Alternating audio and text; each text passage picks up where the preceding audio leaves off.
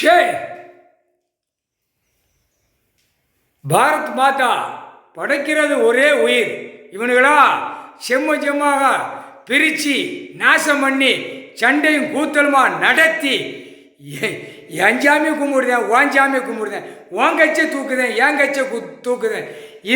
மதமாக 3 மதம் சாதி எல்லாம் இவனுங்களாக வச்சு கூத்தடிச்சு நாசம் பண்ணி வச்சுட்டான் உலக நாடு. உலக நாட்டில் கிடையாது.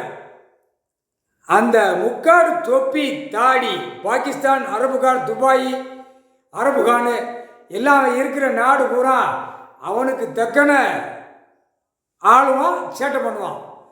இப்போ அவனுக்குள்ளே மோதல் வரையில் இந்த பிரதமர் டெல்லியில் இருக்கிறவனுக்கு சிக்கல் உண்டாகும், சிக்கல் வரும். சிக்கல் வந்தால் தான் உலக நாடு கணக்கு முடிக்க முடியும், இல்லைன்னா முடியாது. அதுக்கு தான் சிக்கலை ஒட்டு வேடிக்கை பார்க்கார் கால சத்தியம்.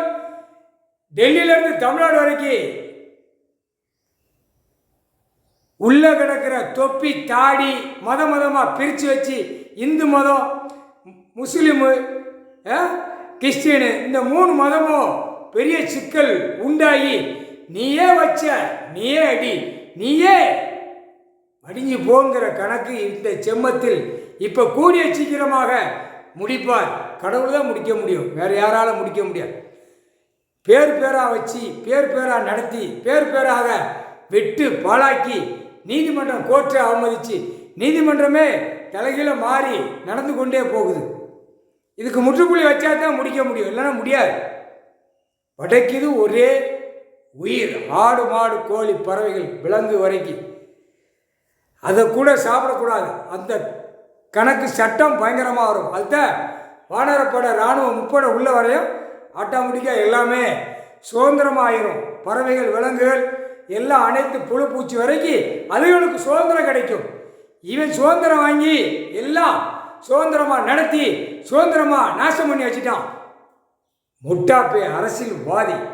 கணக்கு முடிஞ்சிருச்சுடா. டெல்லி, மகாராஷ்டிரா, மும்பை பெரிய கூச்சல் வரும், பெரிய கூச்சல் வரும். நதி அதான் ஏரி குளங்கள் என் குளங்கள் நான் தான் கொடுக்க முடியும். ஒவ்வொரு நாட்டுக்காரனுக்கு என்ன வேணும்?